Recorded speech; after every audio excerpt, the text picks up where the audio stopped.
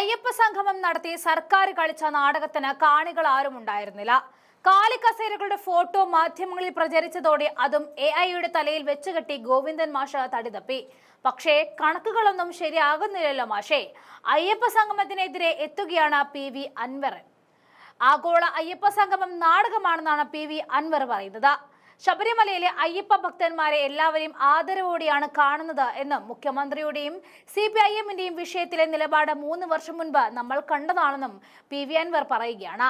സ്ത്രീ സാന്നിധ്യം ശബരിമലയിൽ ഉറപ്പാക്കുവാൻ വലിയ ശ്രമമാണ് അന്ന് സർക്കാർ നടത്തിയതെന്നും അയ്യപ്പനുമായി ഒരു ആത്മാർത്ഥതയും ഇല്ലാത്ത ആളുകളുടെ സംഗമമാണ് നടക്കുന്നത് എന്നും അൻവർ പറയുകയാണ്. മുഖ്യമന്ത്രിയും സർക്കാരും മോശം കാര്യമാണ് ചെയ്തത്. താൻ ഒരു വർഗീയവാദിയാണെന്ന് നെറ്റിപ്പട്ടം കെട്ടിയ ആളെ മുഖ്യമന്ത്രി കാറിൽ കയറ്റിയാണ് അവിടേക്ക് എത്തിച്ചത്.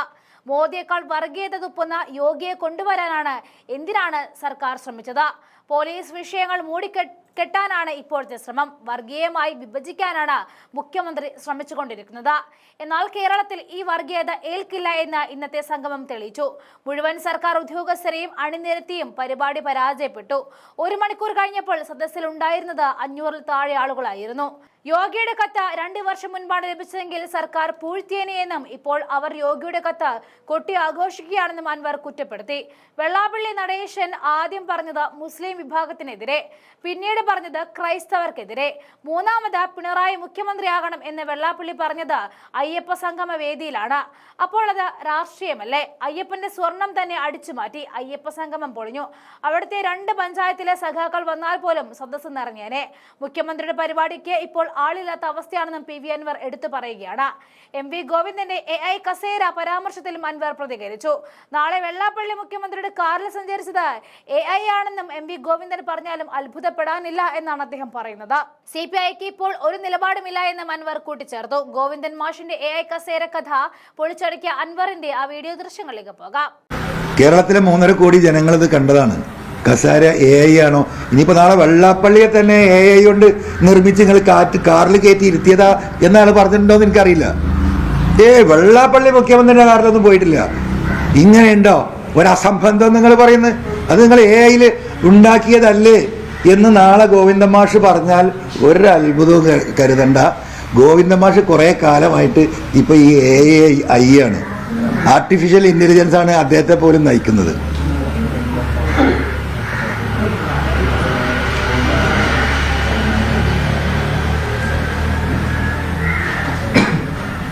CPIM പൂർണ്ണമായിട്ട് സപ്പോർട്ട് കൊടുക്കണമല്ലോ. അയ്യപ്പ സംഘത്തിലെ വിഷയമാണ്, വെള്ളാപ്പള്ളി കാല സംഘത്തിലെ വിഷയമാണെങ്കിലും അത് വ്യക്തിപരമായ കാര്യമാണ് എന്നൊക്കെയാണ് CPI പറയുന്നത്. CPI എന്ന് പറയുന്ന പാർട്ടിക്ക് എന്ത് നിലപാടാണ്? അവരെടുത്ത നിലപാട് ഈ അജിത് കുമാറിന്റെ വിഷയത്തിൽ, പോലീസിന്റെ വിഷയത്തിൽ എന്ത് നിലപാട് അവർ സ്വീകരിച്ചത്? അവരെടുത്തൊരു നിലപാട് പൂരം കലക്കിയതിൽ ADGPക്ക് പങ്കുണ്ട്, അജിത് കുമാറിന് പങ്കുണ്ട് എന്ന ഉറച്ച നിലപാടിലായിരുന്നല്ലോ CPI ഉണ്ടായിരുന്നത്. ആ നിലപാടിനോടൊപ്പം ഇപ്പോഴുണ്ടോ? സുജിത് ദാസുമായി ബന്ധപ്പെട്ട കേസിൽ ഞാൻ പറഞ്ഞ കാര്യത്തിൽ അത് അവർ ഉറച്ചു നിന്നിരുന്നല്ലോ. ഇപ്പൊ ആ നിലപാടുണ്ടോ? ഏതിലാണ് ഒരു നിലപാട് സ്വീകരിച്ചുകൊണ്ട് ഈ പറയുന്ന ഇടതുപക്ഷത്തിൽ അല്ലെങ്കിൽ CPM-ൽ വരുന്ന തെറ്റുകൾ തിരുത്താനുള്ള ശക്തമായ നിലപാട് സ്വീകരിച്ചിട്ടുള്ളത്? അപ്പൊ CPI പറയുന്നത് അതൊരു പറച്ചിലിനപ്പുറം അത് നടപ്പാക്കേണ്ട ഒരു നിലപാടായിട്ട് CPIക്ക് അത്തരത്തിലുള്ളൊരു നിലപാട് സ്വീകരിക്കാൻ കഴിയാത്ത അവസ്ഥയിൽ തന്നെയാണ് CPI ഉള്ളത് എന്ന് നമുക്ക് എല്ലാവർക്കും അറിയാം.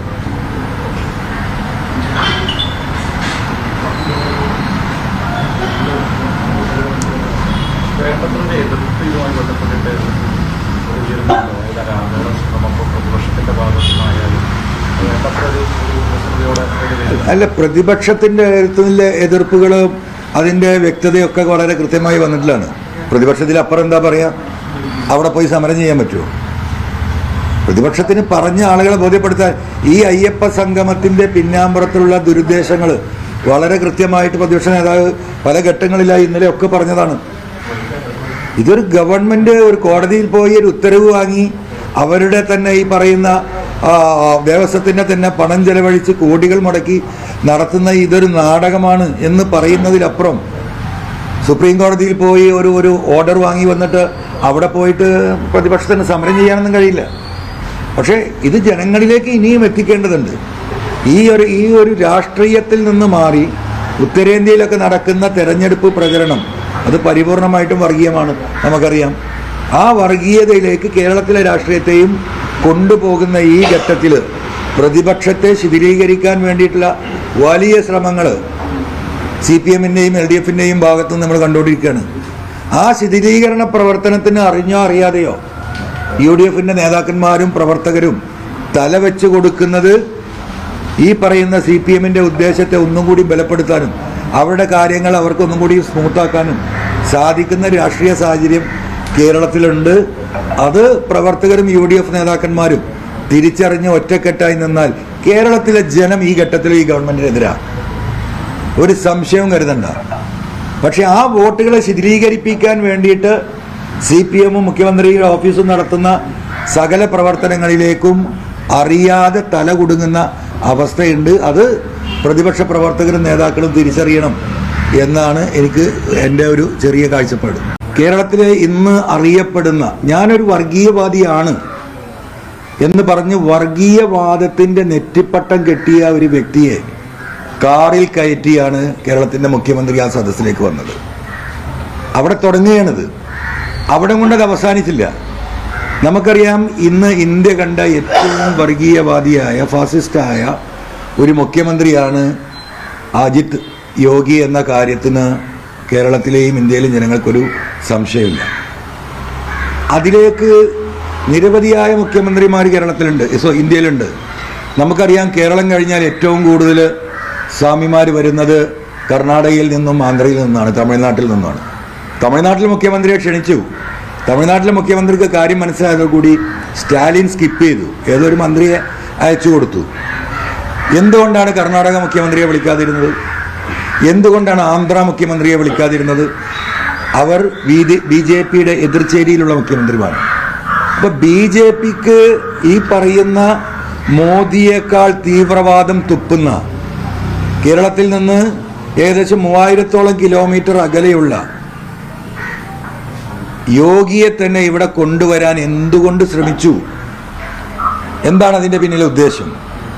ഉദ്ദേശം വളരെ കറക്റ്റാണ്, നമുക്കെല്ലാവർക്കും അറിയാം. ഇതിലെ രാഷ്ട്രീയമായിട്ട് CPM-നെ സംബന്ധിച്ച് വലിയ തകർച്ചയിലാണ്. കേരളത്തിലെ പൊതുസമൂഹം ഈ ഗവൺമെന്റിനെതിരാണ്. ഓരോ ഘട്ടങ്ങളിലും കഴിഞ്ഞ ഒരു മാസമായി ചർച്ച ചെയ്തിരുന്ന പോലീസ് വിഷയങ്ങൾ അതിപ്പം മൂടി വെക്കാൻ ഒരു സാഹചര്യം കൂടി ഈ വഴി അവർ ഒരുക്കുകയാണ്.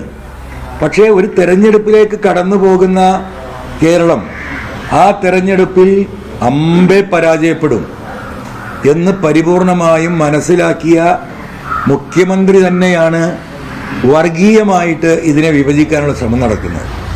ശബരിമല എന്ന് പറയുന്നത് ഒരു മതസൗഹാർദ്ദത്തിന്റെ കേളി കേന്ദ്രമാണ്. നമുക്കറിയാം, ഹൈന്ദവ സമുദായം മാത്രമല്ല, മറ്റു വ്യത്യസ്ത സമുദായങ്ങളിൽ നിന്നുപോലും അയ്യപ്പന്മാർ പങ്കെടുക്കുന്ന, പ്രാർത്ഥിക്കാൻ പോകുന്ന, അയ്യപ്പനെ കാണാൻ പോകുന്ന, അയ്യപ്പനെ ബഹുമാനിക്കുന്ന ഒരു സംസ്കാരം കേരളത്തിലുണ്ട്. അവിടെയാണ് ഈ പറയുന്ന അത് ഉപയോഗിച്ചുകൊണ്ട് ഇവിടുത്തെ ഹൈന്ദവ സമുദായത്തിൻ്റെ സപ്പോർട്ട് വാങ്ങണം. അതിനെന്ത് മാർഗം? അതിനുള്ള ഏറ്റവും മാച്ചമായ നീക്കമാണ് നടന്നത്. പക്ഷേ ബഹുമാനപ്പെട്ട മുഖ്യമന്ത്രി മനസ്സിലാക്കേണ്ട ഒരു കാര്യമുണ്ട്, കേരളത്തിൽ ഈ വർഗീയത വിലപ്പോകില്ല എന്ന് ഇന്നലത്തെ അയ്യപ്പ സംഗമം ഇവിടെ തെളിയിച്ചിരിക്കുകയാണ്. 3500 കസാരയായിരുന്നു ഇട്ടിരുന്നത്, നമ്മളൊക്കെ കണ്ടതാണ്. ആ ഉദ്ഘാടന സമയത്ത് കുറച്ച് ആളുകളുണ്ട്. ആ ആളുകളെ തന്നെ ഇതുമായി ബന്ധപ്പെട്ട, ദേവസ്വവുമായി ബന്ധപ്പെട്ട ഉദ്യോഗസ്ഥന്മാർ, ആ ജില്ലയിലെ മുഴുവൻ സർക്കാർ ഉദ്യോഗസ്ഥന്മാർ, തൊട്ടടുത്ത ജില്ലയിലെ സർക്കാർ ഉദ്യോഗസ്ഥന്മാർ, SNDP-യുടെ കേരളത്തിലെ ആകെയുള്ള നേതാക്കന്മാർ, ഇവരെയെല്ലാം തട്ടിക്കൂട്ടിയിട്ട് എന്തുകൊണ്ടാണ് ഇത്തരത്തിലുള്ള വലിയ ഒരു പരാജയത്തിലേക്ക് ഇത് പോയത് എന്ന് പരിശോധിക്കപ്പെടേണ്ടതാണ്. അതിൻ്റെ ആദ്യത്തെ തെളിവാണ് നിലമ്പൂർ തെരഞ്ഞെടുപ്പ്. നിലമ്പൂർ തെരഞ്ഞെടുപ്പ് പ്രഖ്യാപിക്കുന്നതിന് തൊട്ട് മുമ്പാണ് ഈ പറയുന്ന വെള്ളാപ്പള്ളി നടേശൻ നിലമ്പൂരിൽ വന്നിട്ട് മലപ്പുറം വേറൊരു രാജ്യമാണെന്നും ഇവിടെ ഹൈന്ദവ സമുദായത്തിന് ജീവിക്കാൻ കഴിയില്ലെന്നും ഇവിടെ ഓക്സിജൻ ഇല്ല എന്നൊക്കെ പറഞ്ഞ് നടത്തിയ വലിയ വർഗീയമായിട്ടുള്ള പ്രചരണം നമ്മൾ കണ്ടതാണ്. എന്താ റിസൾട്ട്? സാധാരണഗതിയിൽ പാർലമെന്റ് തെരഞ്ഞെടുപ്പിൽ 18,000-ഉം 20,000 വോട്ട് BJP-ക്ക് നിലമ്പൂരിൽ കിട്ടാറുണ്ട്. നിയമസഭയിൽ 12,000 തൊട്ട് 14,000 വരെ കിട്ടാറുണ്ട്. ഇത് 6,000-ലേക്ക് കൂപ്പുകുത്തി. അതാണ് കേരളം. ഇപ്പം ഏറ്റവും ഗൗരവമായ ചർച്ച മായി നടക്കുന്ന ചർച്ചകൾ എന്താണ്? സ്വർണം അടിച്ചു മാറ്റിയിരിക്കുകയാണ്. അയ്യപ്പന്റെ സ്വർണം തന്നെ അടിച്ചു മാറ്റിയിരിക്കുക. 41 കിലോ സ്വർണം അതിനെന്താ ഒരു ഭംഗി കൂട്ടാൻ വേണ്ടിയിട്ട് ചെന്നൈയിലേക്ക് കൊടുത്തയച്ച് തിരിച്ചു വന്നപ്പോൾ 4 കിലോ സ്വർണ്ണമില്ല. ആരത് അടിച്ചു മാറ്റിയത്?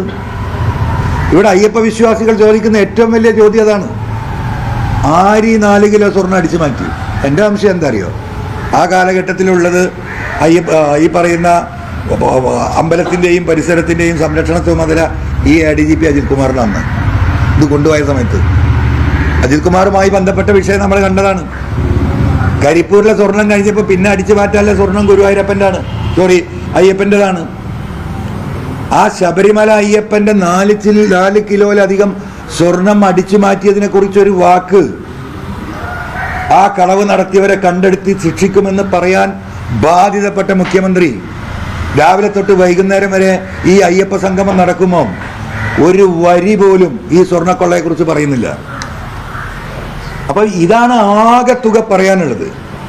ഇത് കേരളത്തിലെ അയ്യപ്പ ഭക്തരും ഹൈന്ദവ സമുദായവും ഇവിടുത്തെ മുഴുവൻ മാനവരാശിയും ഈ നാടകം, ഈ പൊറാട്ട് നാടകം തിരിച്ചറിയണം. ഇതിന് കേരളം കീഴ്പ്പെട്ട് കൊടുക്കരുത്. കേരളത്തിലെ മുഴുവൻ ജനങ്ങളും ഇത്തരത്തിൽ നടക്കുന്ന വർഗീയ വിഭജനത്തിനെതിരെ അതിൻ്റെ മുന്നിൽ നിന്ന് പോരാടണം. അതിൽ കേരളത്തിലെ മുഴുവൻ ജനങ്ങളും ഒരുമിച്ച് ഈ കാപട്യത്തിനെതിരെ നിലനിൽക്കണം, പോരാടണമെന്നാണ് എനിക്ക് സൂചിപ്പിക്കാനുള്ളത്.